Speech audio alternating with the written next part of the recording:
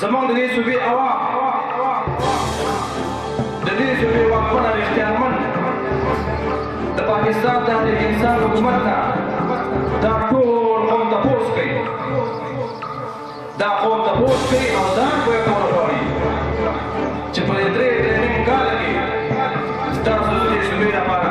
څوک د هغه خلکو لپاره د دې صوبې د هغه خلکو لپاره چې په تېر شوي حکومتونو کې هغوی ښه سټیبل وو او خوشحاله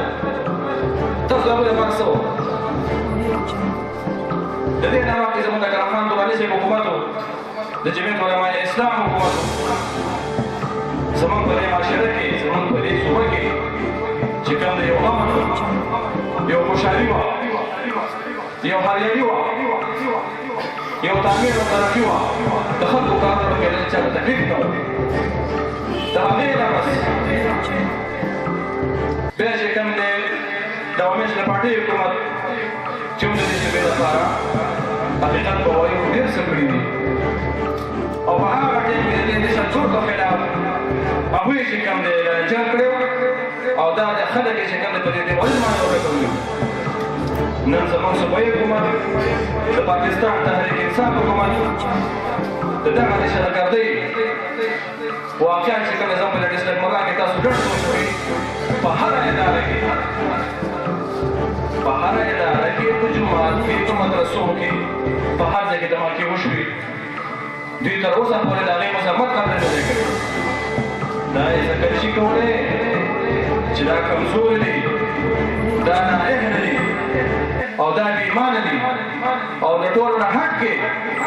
دوی چې کوم د مغرب په اجنډه باندې روان دي او مغرب دا غواړي چې په دې معاشره کې اسلامي نظام چې کوم دی هغه ډسکرېج شي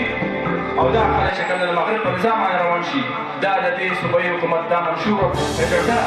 چې دا په دې باندې روان دي او انشاءالله العزیز چې تر څو پورې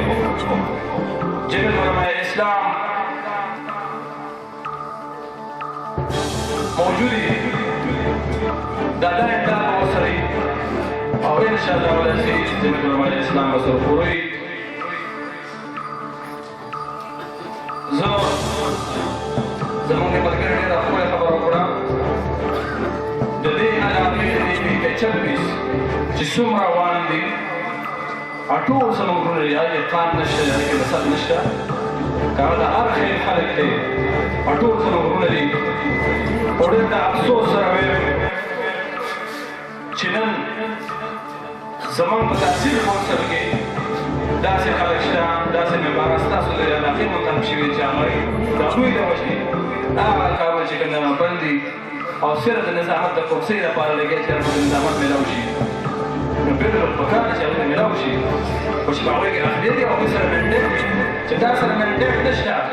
نو ته په کومه طریقه باندې په دغه کرسۍ باندې کښېنې په باره کې انشاءالله موږ په هغې باندې په کورټ کې چې کوم د باقاعده کیس کړی دی هغه به انشاءالله العزیز ډېر نږدې د هغې فیصله وشي د پټونو واکمن ځای شي او د هغې نه علاوه په دې کلي کې چې د نجلۍ څومره مسلې څومره مسایل انشاءالله العزیز په ټیم کې حاضرین په دفتر کې د نجلۍ په حوالې سره انشاءالله تاسو څه ترتیب کړي د نیمې شپې به تاسو چې کومې که تاسو داسې مسله راځي د ټرانسفارمر یا د نوي ټرانسفارمر د لګولو همالته به لږ انتظار کوئ دا تاسو ته زه یقینداري درکوم چې داسې وخت روان دی که د نږدې ورځو کې که د دلۍ میاشتو کې چې ټرانسفارمر یې به دومره قسم په کولی چې ټیمان به خلک ونه ورته ایستولی چې بل ټرانسفارمر یې به همدا به تاسو یاست نو تاسو انشاءالله په مطمئن اوسئ زموږ وروڼه یې زموږ د غم خابې خلک یې ورورولي به کوو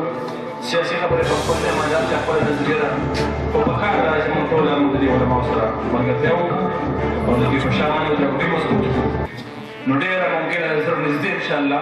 چې زموږ په دې ملک کې به زموږ په دې معاشره کې به اسلامي نظام چې کوم دی هغه ډېر مخ په وړاندې لاړ شي ستاسو ډېر شکریه ادا کوم ډېره مننه کوم